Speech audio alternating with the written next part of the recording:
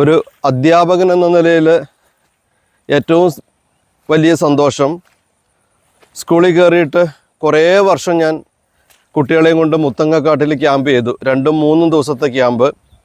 കേരളം, കർണാടക, തമിഴ്നാട് ബോർഡറൊക്കെ വരുന്ന ഭാഗത്തേക്കൊക്കെ കുട്ടികളെയും കൊണ്ട് പോയി.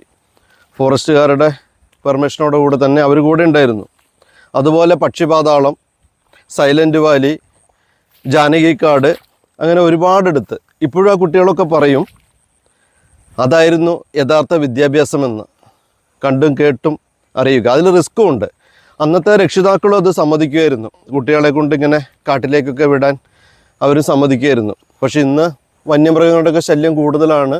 ഇപ്പം ഞാൻ നിൽക്കുന്ന ഈ ഭാഗത്തൊക്കെ ആനപ്പിണ്ടങ്ങളുണ്ട്. എപ്പോൾ വേണമെങ്കിലും ആനകളൊക്കെ നമ്മളെ ആക്രമിക്കാം.